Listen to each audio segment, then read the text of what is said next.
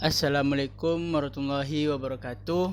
Perkenalkan, nama saya Angga Eka Firdiansyah dari Universitas Kanjuruhan Malang, Prodi Teknik Informatika. Di sini saya akan membuat video tentang untuk memenuhi tugas UAS saya, yaitu pertemuan 13. Dan judulnya adalah tentang wawasan Nusantara. Istilah wawasan Nusantara ditelusuri secara terminologi maupun etimologi. Berikut itu adalah pengertian terminologi menurut para ahli mengenai wawasan Nusantara. Yang pertama adalah Hasan Habib, yaitu kebutuhan wilayah nasional termasuk satu tujuan bangsa, satu tujuan dan tekad perjuangan, dan satu kesatuan hukum, satu kesatuan sosial, budaya, satu kesatuan ekonomi, dan satu kesatuan hankam. Dan menurut Wan Usman, cara pandang bangsa Indonesia mengenai diri dan tanah airnya sebagai negara kepulauan dengan semua aspek kehidupan yang beragam. Yang ketiga, Majelis Pemusyawaratan Rakyat pada tahun 1998. Cara pandang dan sikap bangsa Indonesia mengenai diri dan lingkungannya dengan mengutamakan persatuan dan kesatuan bangsa Indonesia. Kesatuan wilayah dalam penyelenggaraan kehidupan bermasyarakat, berbangsa, dan bernegara. Yang empat, Lembaga Ketahanan Nasional tahun 1999. Cara pandang dan sikap bangsa Indonesia mengenai diri dan lingkungannya yang serba beragam dan bernilai strategis dengan mengutamakan persatuan dan kesatuan bangsa Indonesia.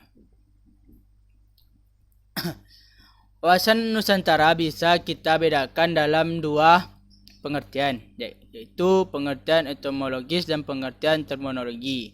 Secara etimologi, kata wawasan Nusantara berasal dari dua kata, wawasan dan Nusantara. Wawasan dari kata wawas dari bahasa Jawa, yang artinya pandangan. Sementara kata Nusantara merupakan gabungan kata Nusa dan kata Nusa yang artinya pulau, dan antara dan antara. Kata Nusa dalam bahasa Sanskerta berarti pulau dan kepulauan, sedangkan dalam bahasa Latin kata Nusa berasal dari kata Nesos yang dapat berarti semenanjung, bahkan suatu bangsa. Kata kedua yaitu antara memiliki pandanan dalam bahasa Latin in dan terra yang berarti antara atau dalam suatu kelompok.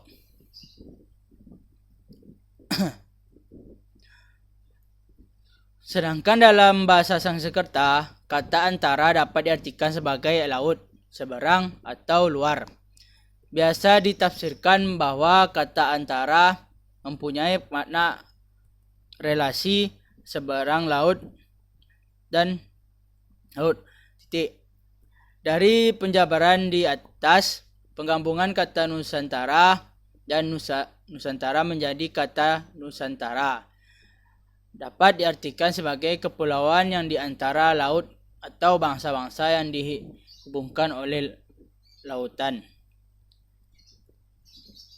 Kata Nusantara tersendiri secara historis bermula dari bunyi Sumpah Palapa dari Pati Gajah Mada yang diucapkan dalam upacara pengangkatan sebagai Mahapati di Kerajaan Majapahit tahun 1336 Masehi. Tertulis di kitab Praraton berbunyi sebagai berikut. Sira Gajah Mada Mangkubumi Tan Ayu Makutia Palapa.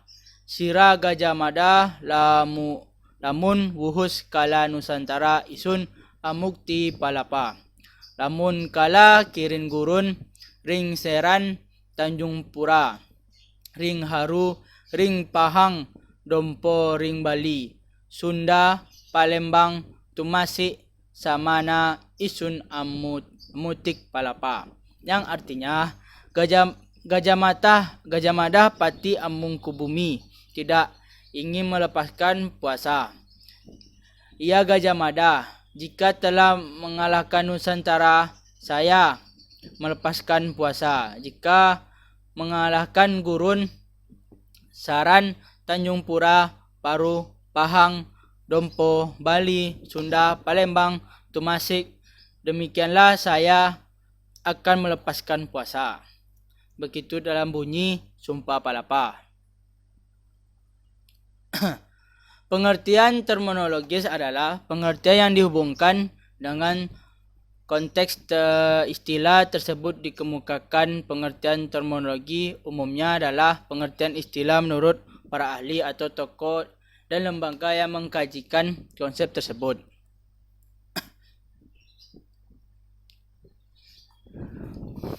Keluarnya Deklarasi Juanda 1957 membuat wilayah Indonesia sebagai satu kesatuan wilayah dalam laut, bukan lagi pisahan pulau, tetapi laut sebagai penghubung pulau Indonesia.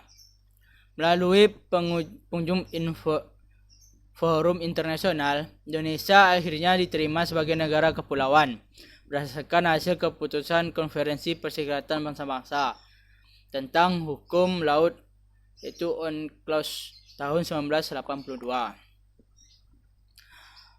Pertambahan luas wilayah Indonesia sebagai satu kesatuan memberikan potensi keunggulan positif yang dapat dimanfaatkan untuk meningkatkan kesejahteraan, namun demikian juga mengundang potensi negatif yang bisa mengancam keutuhan bangsa dan wilayah.